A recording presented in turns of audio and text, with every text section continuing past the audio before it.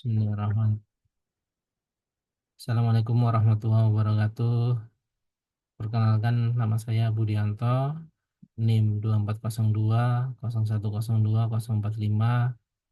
Eh, Pada kesempatan ini akan menyampaikan eh, slide atau paparan terkait tugas dari mata kuliah ICT Literasi yang dengan dosen Pak Joko Suharyanto, dengan judul pemanfaatan TIK yang baik dan bertanggung jawab.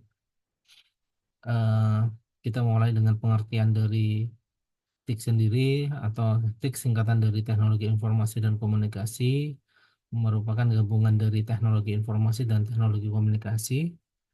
Teknologi informasi berkaitan dengan proses penggunaan informasi, manipulasi, dan penggunaan alat bantu. Sedangkan teknologi komunikasi berkaitan dengan penggunaan alat bantu untuk memproses dan mentransfer data dari suatu perangkat ke perangkat lain. Sehingga pengertian dari TIK sendiri adalah media atau alat bantu yang digunakan untuk transfer data, baik itu untuk memperoleh informasi atau data, ataupun memberikan informasi atau data kepada orang lain, serta untuk alat komunikasi. Ini pengertian dari Bapak Susanto. Eh, Manfaat TIK sendiri eh, banyak.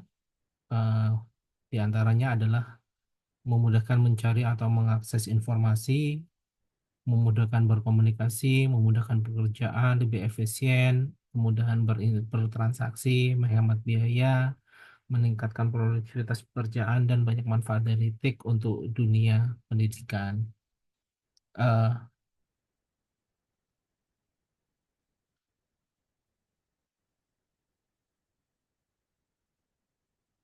eh, TIK sendiri eh, membawa perubahan dalam segala sektor, tidak kecuali dari sektor pemerintahan. Di pemerintahan, TIK membantu pemerintah untuk meningkatkan efisiensi operasional, memberikan layanan publik yang lebih baik, dan meningkatkan transparansi dalam proses pengambilan keputusan. Yang pada akhirnya TIK ini sendiri dapat memberikan manfaat yang besar bagi masyarakat atau eh, warga negara.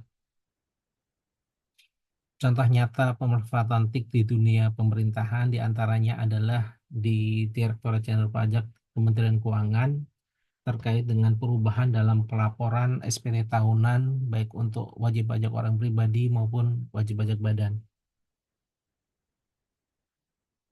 Pengertian SPT sendiri adalah surat yang oleh wajib pajak digunakan untuk melaporkan perhitungan dan atau pembayaran pajak, objek pajak dan atau bukan objek pajak, dan atau harta dan kewajibannya menurut ketentuan peraturan perpajakan.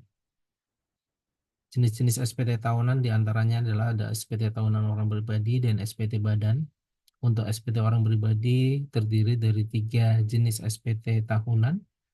Pertama adalah untuk usahawan dengan SPT tahunan 1770, untuk karyawan yang penghasilnya lebih dari 60 juta dengan SPT tahunan 1770S. Kemudian untuk karyawan yang penghasilannya di bawah 60 juta setahun dengan SPT tahunan 1770SS. Sedangkan untuk SPT badan hanya ada satu, yaitu SPT tahunan 1771.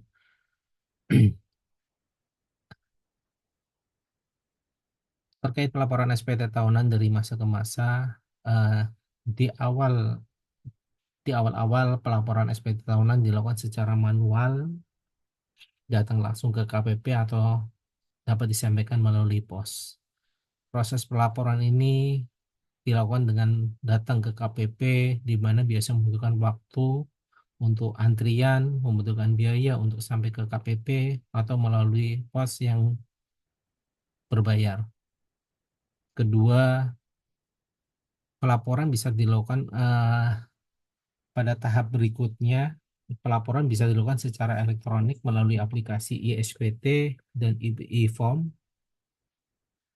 di mana proses pelaporan SPT eh, untuk ISPT dengan melakukan aplikasi dan pada saat pelaporannya memerlukan jaringan internet. Sedangkan e-form eh, memerlukan akses internet ketika mengunduh SPT tahunan dan akan mengunggahnya, mengirim SPT tersebut setelah diisi lengkap. Kemudian yang terakhir, eh, di tahap-tahap sekarang pelaporan dilakukan secara online via web.